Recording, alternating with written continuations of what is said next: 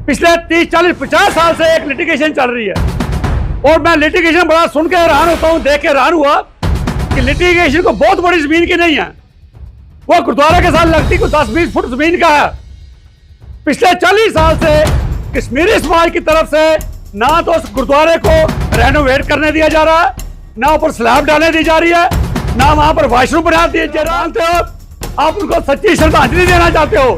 तो मैं आपको आज बात आपको टक में डालता हूं। 25 तारीख को गुरु तेग बहादुर साहब का ये शहीदी दिन मनाया जाएगा।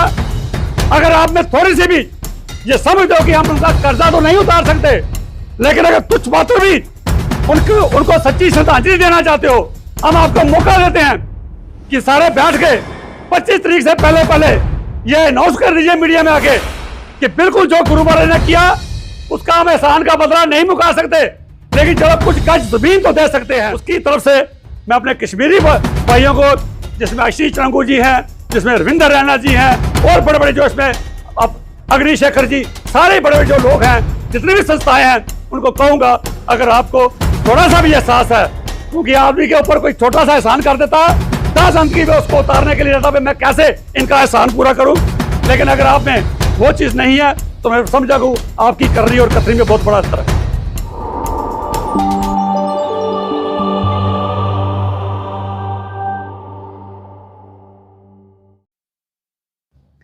जैसे कि आप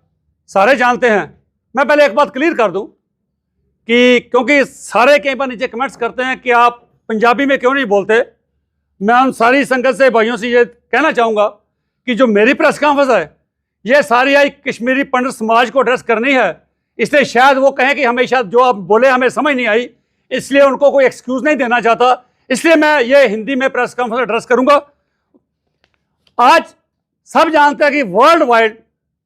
गुरु तेग बहादुर साहब का 350वां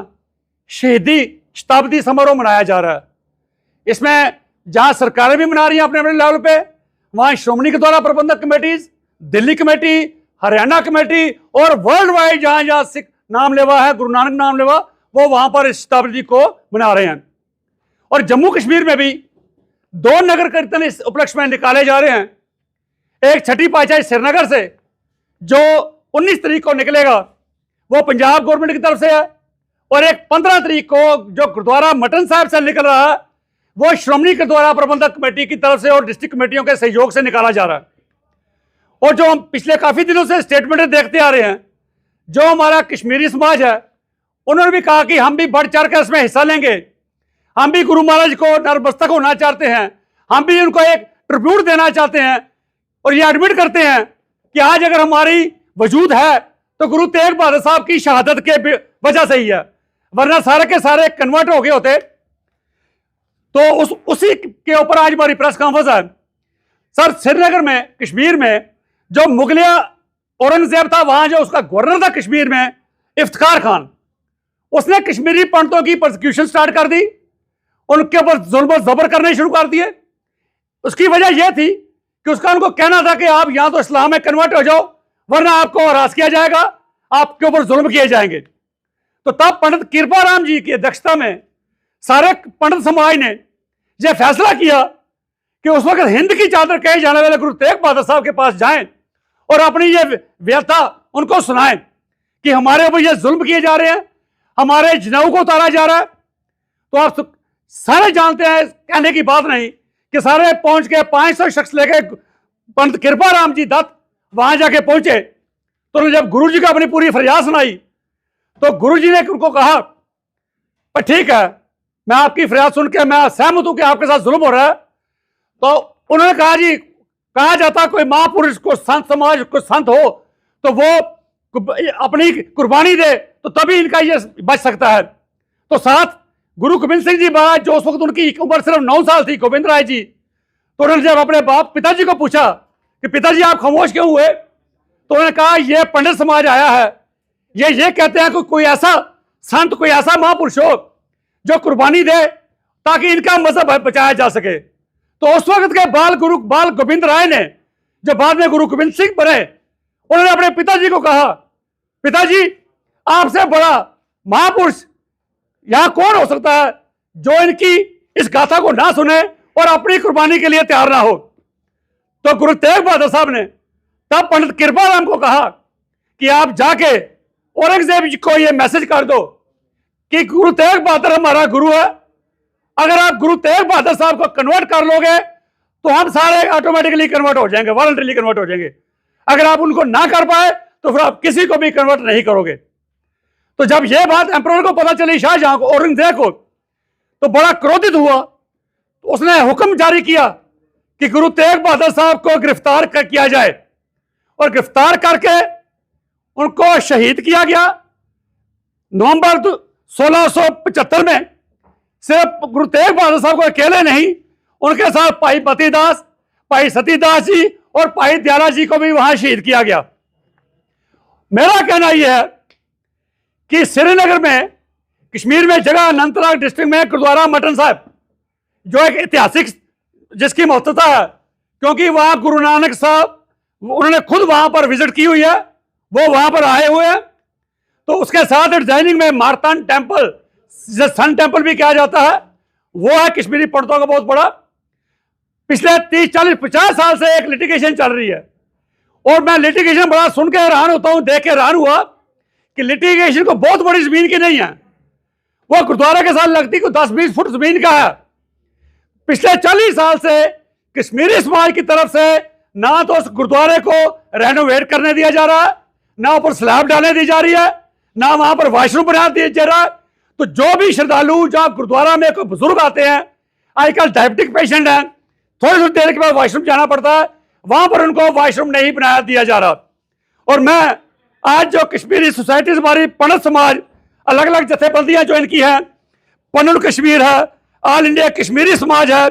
कश्मीरी पंडित संघर्ष समिति है, ऑल जैन all state Kashmiri Pandit conference है, और इसके अलावा और भी बहुत सी संस्थाएं हैं। और खास करके हमारी फिल्म इंडस्ट्री से प्रीति सप्रू जी जो पंजाबी हैं, उन्हें भी कोशिश की गई।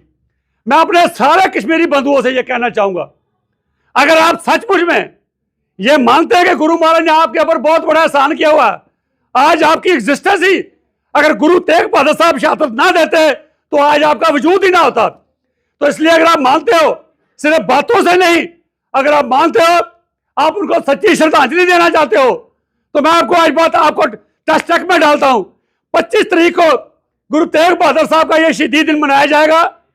अगर आप में थोड़ी सी भी ये समझ दो कि हम उनका कर्जा तो नहीं उतार सकते, लेकिन अगर तुच्छ मात्र भी उनको सच्ची श्रद्धांजलि देना चाहते हो, हम आपको मौका देते हैं कि सारे बैठ के 25 तारीख से पहले पहले ये अनाउंस कर दीजिए मीडिया में आके कि बिल्कुल जो गुरु महाराज ने किया उसका हम एहसान का बदला नहीं मुका सकते, लेकिन चलो कुछ गज जमीन तो दे सकते हैं। क्योंकि मैं एक बात क्लियर करूं, दुनिया में कहीं भी ऐसी मिसाल नहीं मिलती। आपने धन दौलत को कुर्बान करते हुए देखा होगा, धन दौलत दान करते हुए लोगों को देखा होगा,